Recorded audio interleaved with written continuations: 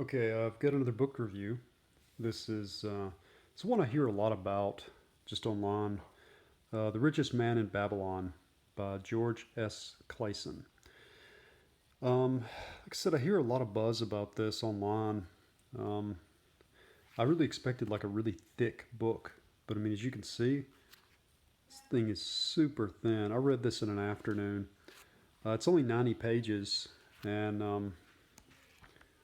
it's not exactly small print, but it's good advice. Apparently, this was originally written by, the author George S. Clayson as a series of pamphlets in 1926, and they were distributed by banks.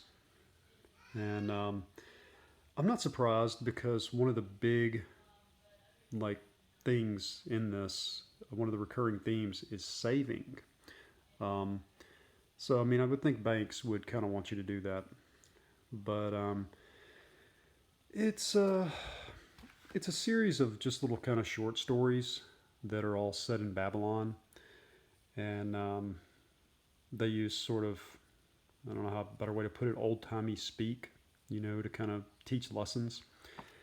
And the way it's written kind of reminds me of like Think and Grow Rich, or As a Man Thinketh, or something like along those lines.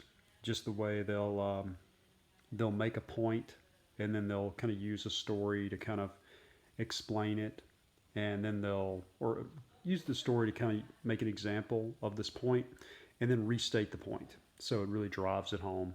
It's not really a bad way to do it, but here's pretty much the whole of the stories of the whole book. Um, Start thy purse to fattening, which is basically you take 10% of your income, no matter what you're making, and set it aside into savings. Or, let it build up so you can invest it. Control the expenditures. Basically, don't blow money on things you don't have to. Make that gold multiply. That's, basically you're using your money to work for you, like you invest pretty much. Guard thy treasures from loss. You know, don't don't invest in things you're not sure about. Don't invest in people you're not sure about. Um, go with experts. Make a dwelling, make of thy dwelling a profitable investment. Basically, own your own home. You know, you'll save a lot of money that way long term. Ensure a future income. Once again, invest your money so it'll start making money for you.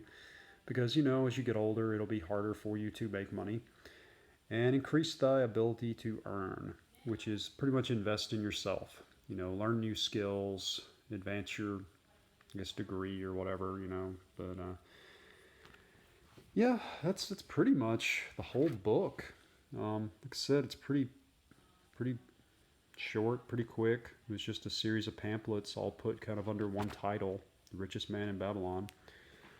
Um, they're just pretty much short stories all put together. Not bad advice at all. Pretty basic stuff, nothing really groundbreaking. Um, no, no, I mean, if you listen to Dave Ramsey or something, you've pretty much got it, but definitely not bad at all.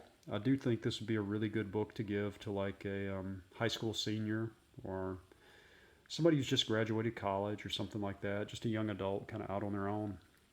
But not bad. It kind of reminds me a little bit the way it's written. Like when I was a kid, I'd go to Sunday school, and in Sunday school they would have these little booklets for us that would tell you little lessons, through story, and it kind of reminds me of that a lot. But yeah, not a bad book.